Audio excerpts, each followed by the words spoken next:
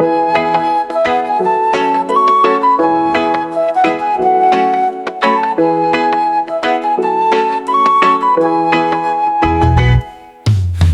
ang lakas ng bagyo at pang-agos ng baha ay nag-aalburuto.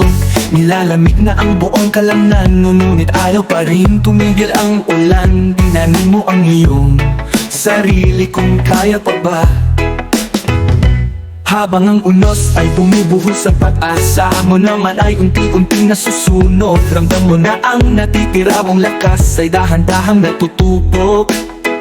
Tiningnan mo ang iyong sarili kung kaya pa ba. Tanging ang luha na lang ang may lakas na dumali sa iyong pisngi. Dahil ang iyong buong katawan ay manhid na sa mga patangis na nakakabingi. Ang isipan ay hindi na makasigaw kung kaya pa ba.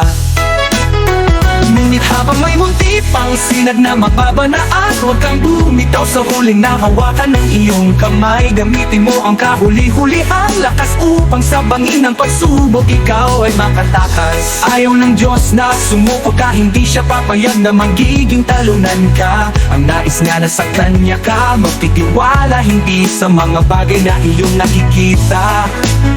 Kung sa tingin mo malabo ang tubig baha, isipin mong tubig pa rin yan, sa kulay lang magkaiba. Kaya huwag kang mag-isip na iniwanan ka niya, sapagkat isang tawag mo lang tutulungan Kanya.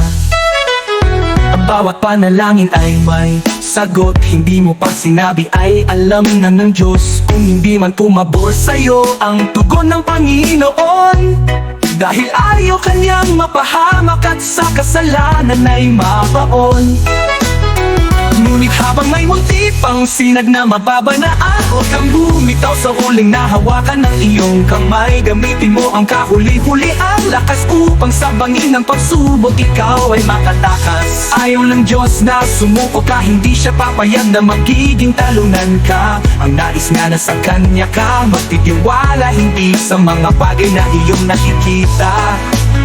Kung sa tingin mo malabo ang tubig baha, isipin mong tubig pa rin yan, sa kulay lang magkaiba. Kaya huwag kang mag-isip na iniwanan ka na niya, sapagkat isang tawag mo lang tutulungan Kanya.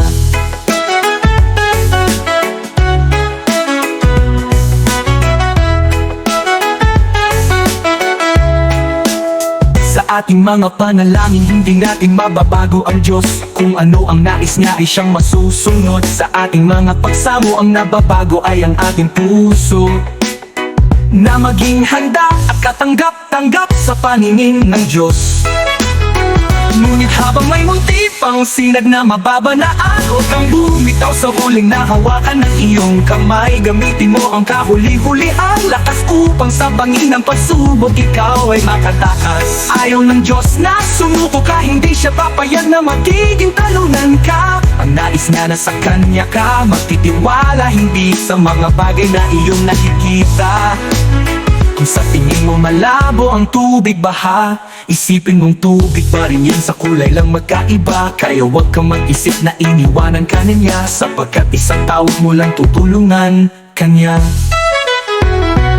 Sa ating mga panalangin, hindi natin mababago ang Diyos. Kung ano ang nais niya ay siyang masusunod. Sa ating mga pagsamo, ang nababago ay ang ating puso na maging handa at katanggap-tanggap sa paningin ng Diyos.